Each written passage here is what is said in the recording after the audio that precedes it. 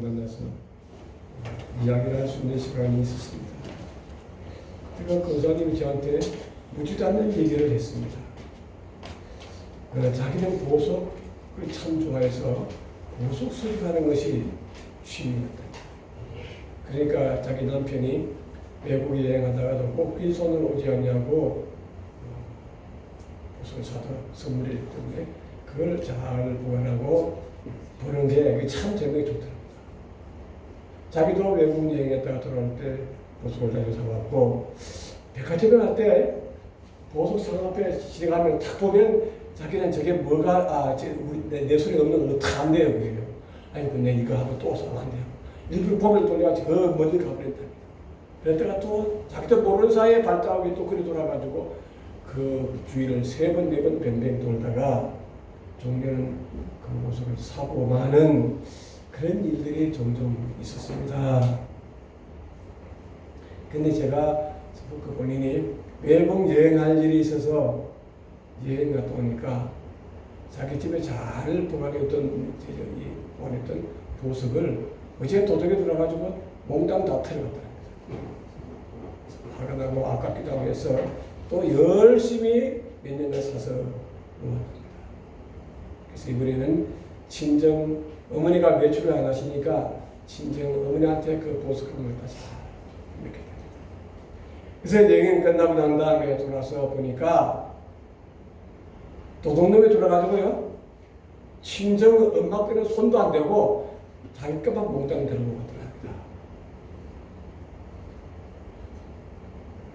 그래서 그런 일이 2번 있고 난 다음에 이 권사님 마음속에 하나님이 나한테 이것을 가지지 말라고 하는가 보다, 그 생각이 들더랍니다. 그래서 그 권사님이 다시는 아무런 보석도 사지 않고 시간납니다. 그러니까 마음이 그렇게 변할 수가 없다고요. 그래서 그 권사님은 그 보석으로부터 자유하게 된 것입니다.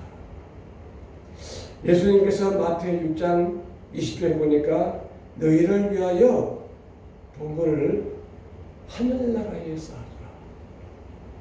땅에 쌓아둔 것은 도둑에게 도둑질하고 종류에 수고하지만은 하나님의 나라에 있는 것은 도둑이 훔쳐가지도 못하고 동물이 쓰지도 않는다 하는 그런 말씀을 하신 일이 있습니다. 사람의 마음속에는 일평생 절대적인 가치하고 상대적인 가치하고 이 두 개가 충돌을 하고 있습니다.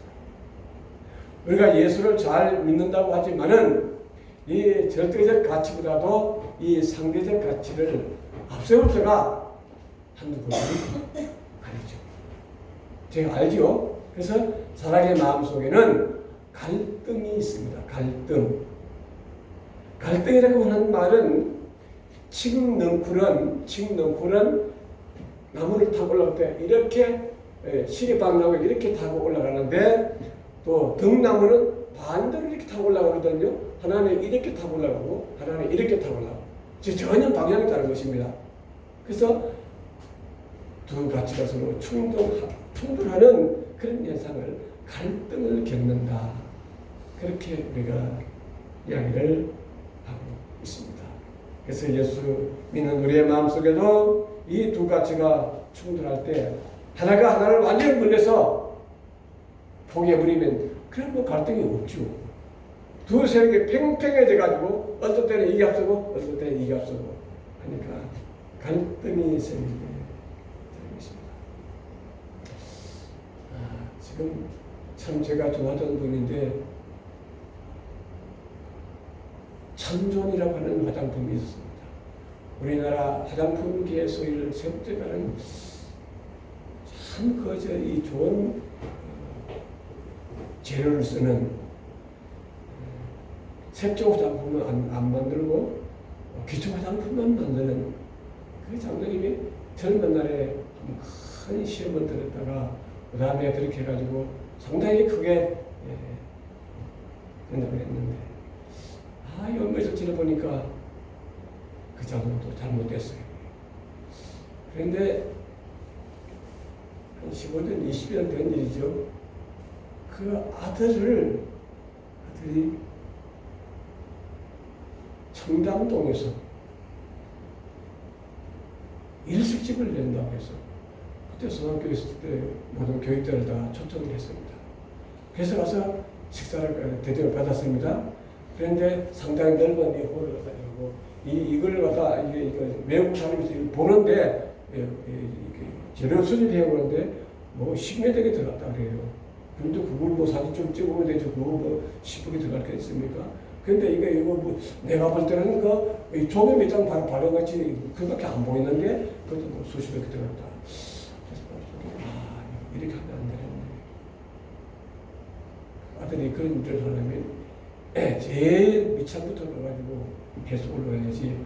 아무것도 모르는 사람이 서울 시내 최고 계속대를 대다가 엄청난 돈을 주고 참 문제겠다. 근데 언제 후에 보니까 문을 닫았더라고요. 또 그러고 저 아우디 역삼동 큰 12차선 도로 옆에다가 또 사옥을 지어가지고 거기다가 그 아우디를 또 뭐 대리점을 한다 그러더라고요. 그걸 하려면 또 상당히 기술 써야 되는데 그 이제 참조는 잘 되는데 그렇게 해가지고 그냥 다 깎아붙고 물러앉아 버렸어요. 이게 참 사람이 내 자신을 사랑하기가 바로 사랑하기가 참 힘이 드는 거야.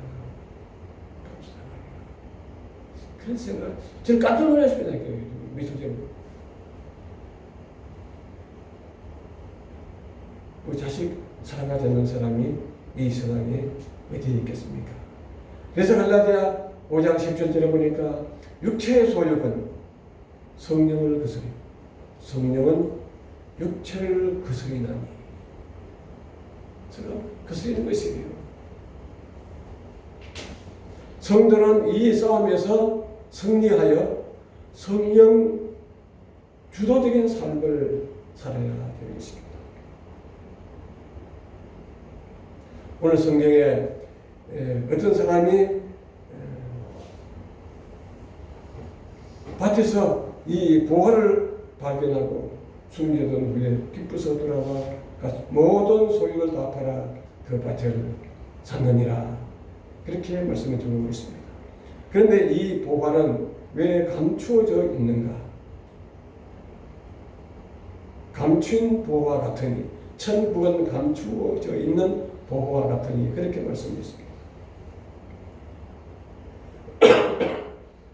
오늘 11절에 보니까 예수님께서 천국의 비밀을 아는 것이 너희에게는 허락되었으나 그들에게는 허락되지 아니하였나니. 이 말씀은 참 우리 마음속에 갈등을 느끼게 합니다.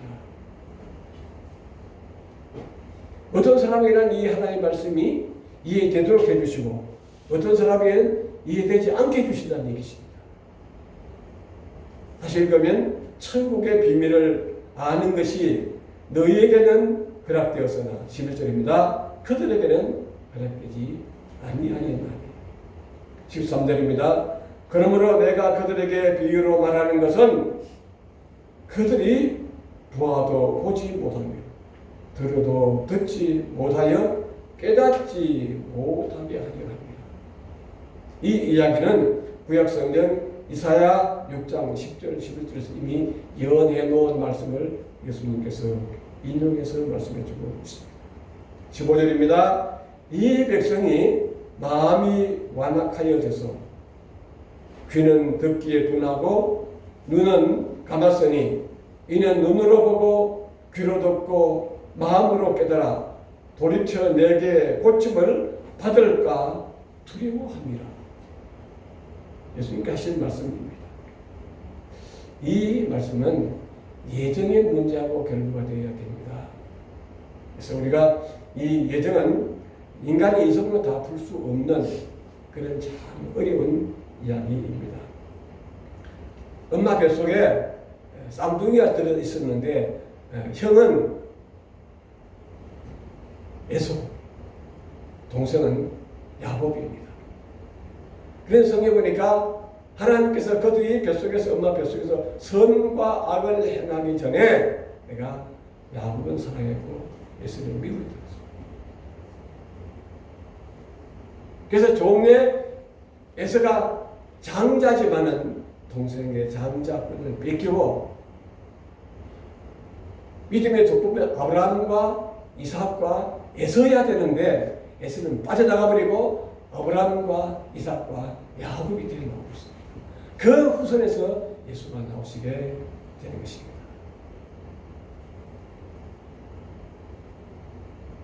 그래서 이거는 불공평하지 않습니까? 그런데 선과 악을 행하기 전인데 엄마 뱃속에 있는데 어떻게 그렇게 형은 동생이 되고 동생이 형이 되고 한 사람은 택함 받고 한 사람은 버리면 들어갑니까? 그 문제에 대해서 사도 바울은 로마서에서 토기장이가 이 지력 한 덩이를 이겨가지고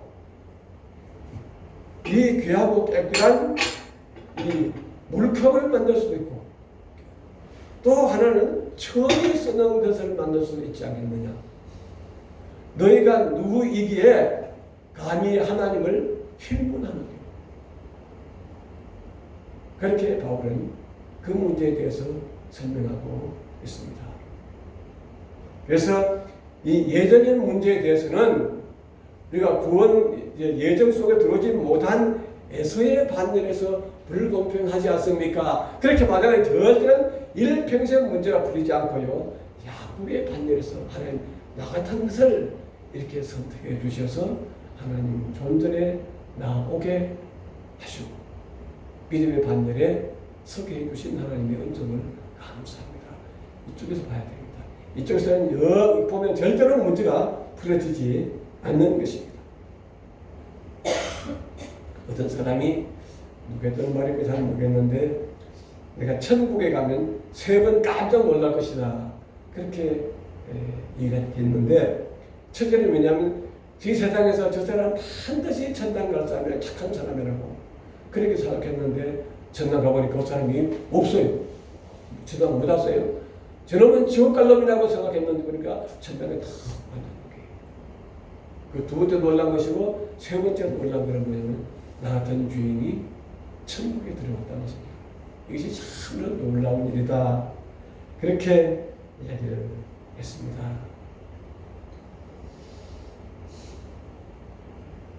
우리가 보면 예수님께서 십자가에 못 박히실 때 좌편, 우편, 강도 두 사람이 십자가에 못 박혔습니다.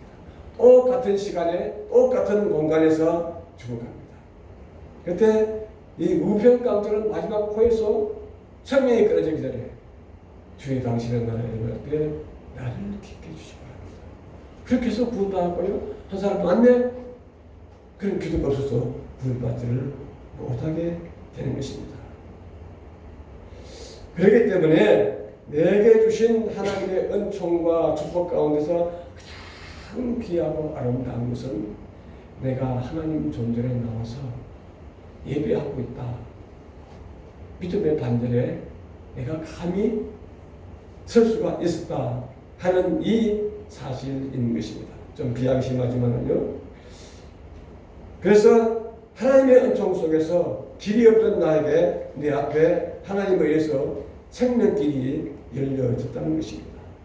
예수님께서 십자가 위에서 내가 다 이루었다 하고 크게 외치실 때 갈보리 산 위에서는 아무 변화가 없었는데 예루살렘 성전에서 놀라운 변화가 일어나게 되는 것입니다.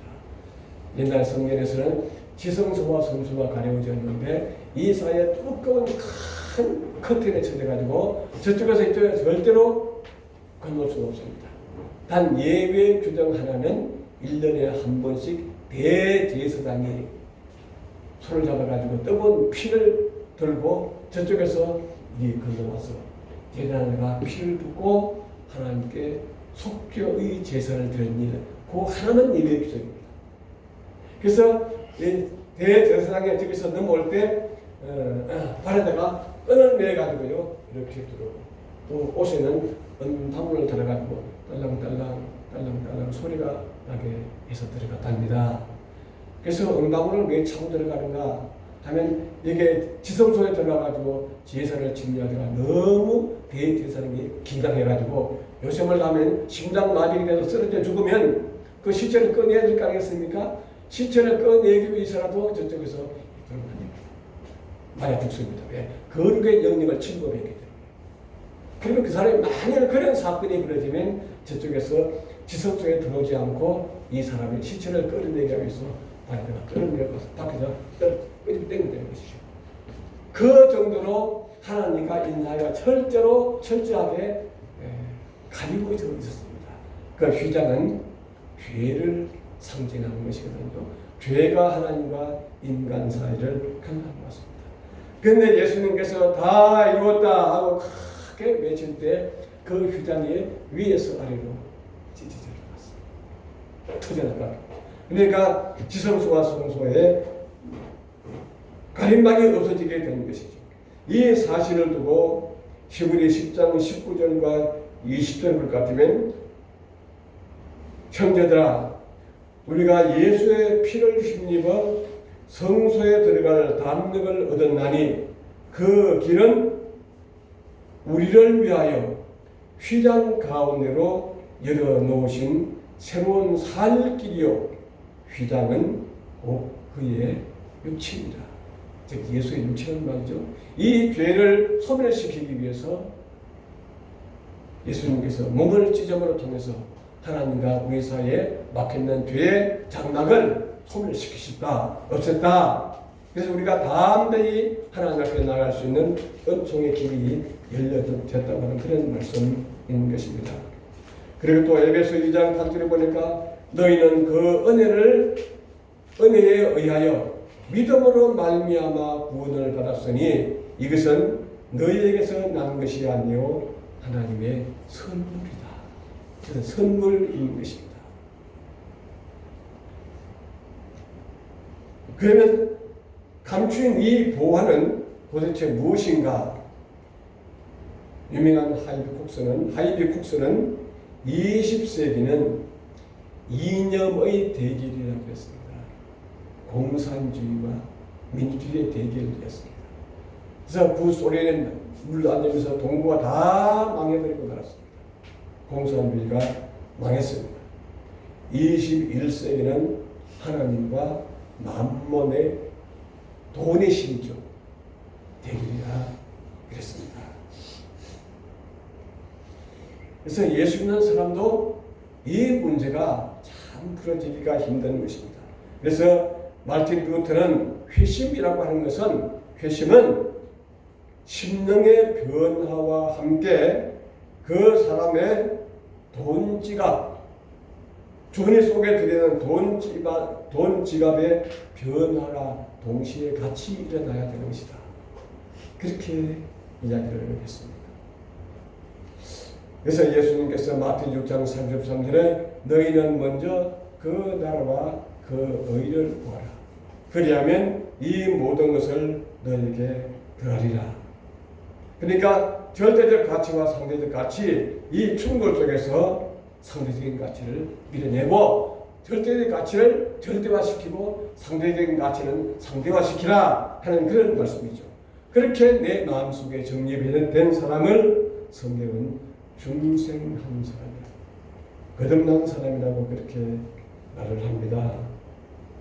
이 변화는 믿음이라는 보화에 의해서만 가능하게 되는 것입니다.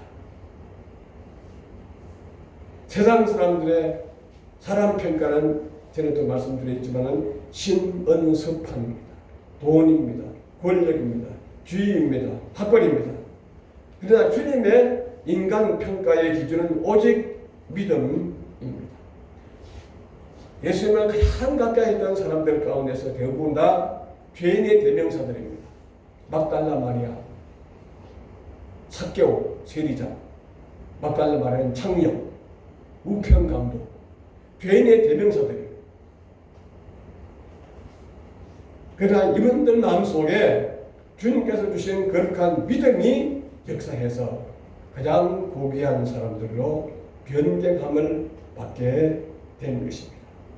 우리는 이 보호와 믿음의 보존을 위해서, 믿음의 성장을 위해서 어떻게 해야 되는가? 중요한 요소 가운데 하나는 회개하는 일입니다. 매일매일 회개하는 일입니다. 기도가 중요하지 않는 기도가 뭐 어디에 있겠습니까만은, 저는 생각하기를 하루 일과 중에서 잠들기 전에, 내가 몸을 씻고 침소에 잠들기 전에 반드시 아무리 피곤해도 기도를 하시고 주무셔야 됩니다. 왜 그런가 하면 예수님께서 최후의 만찬을 드시다가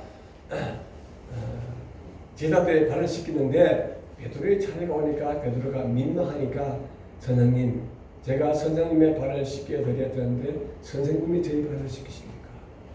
내가 너의 발을 씻기지 않으면 너하고 나하고 아무 관계가 없다.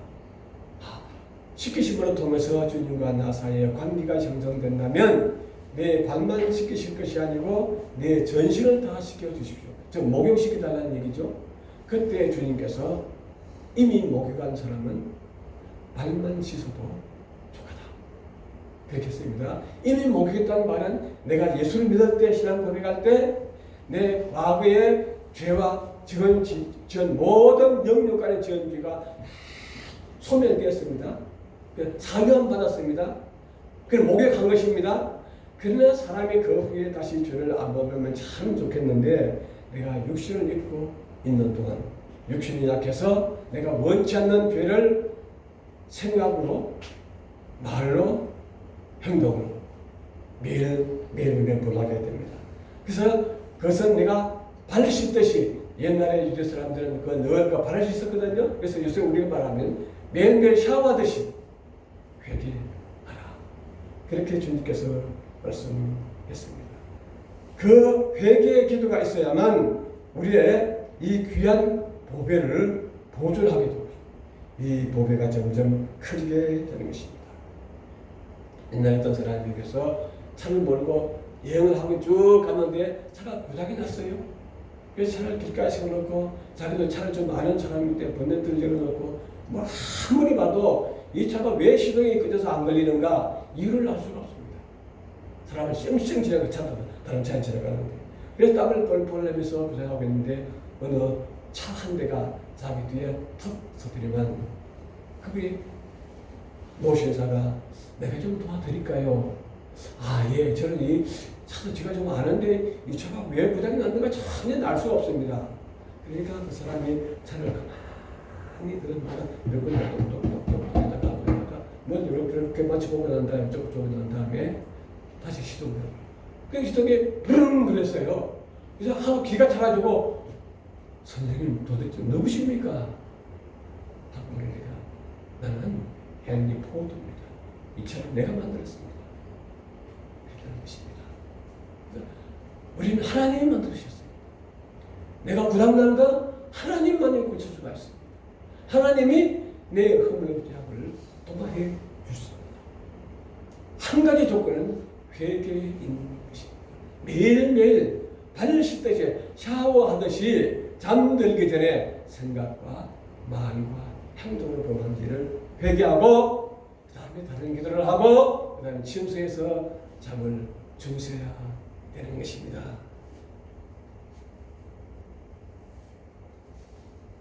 그리고 오늘 성경에 보니까 이 보호를 발견한 사람은 대단히 기뻐했다고 했습니다. 우리가 물질적인 보화, 돈이 많으면 우리는 빈곤으로부터 자유해주고 생활이 편리해질 수가 있습니다.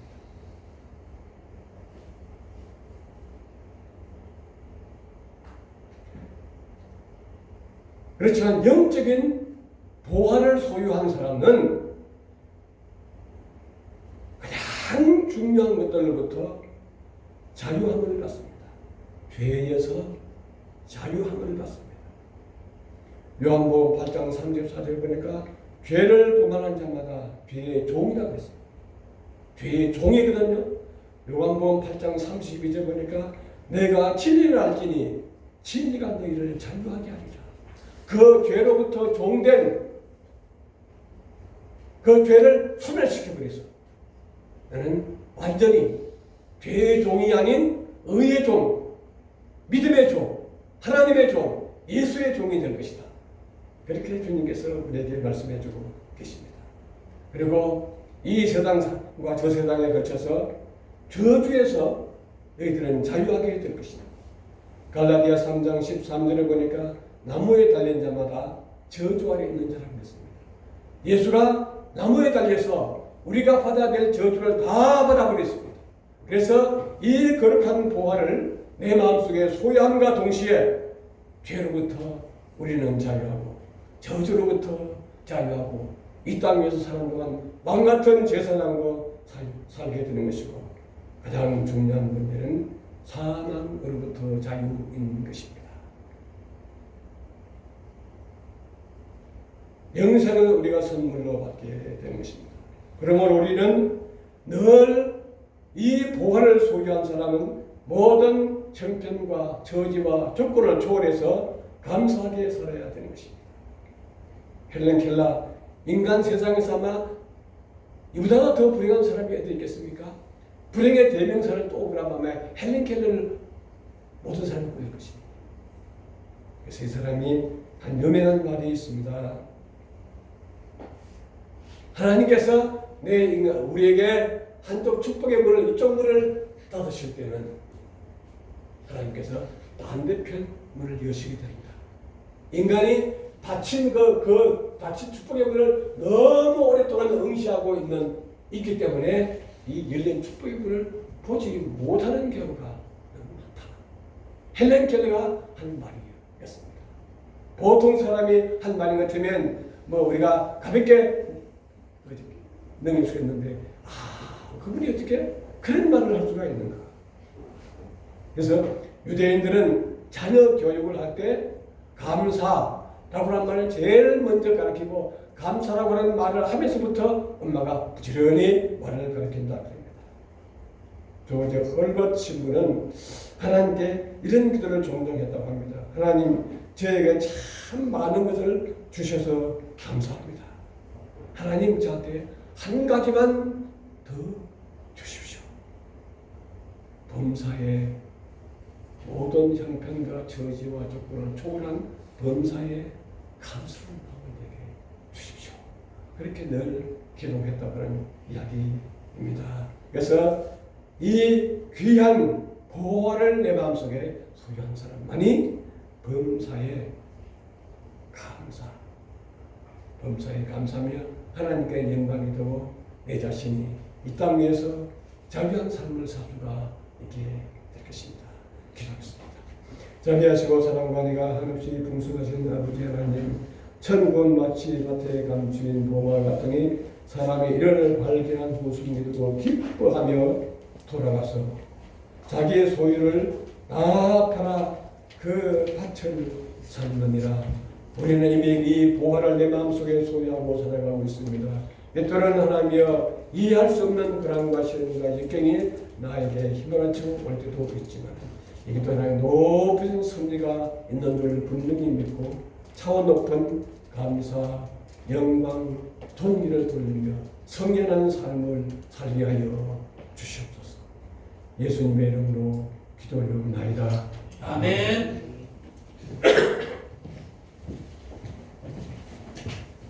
감사합니다. 정말 감사합니다. 한번 표현하십니다. 감사합니다.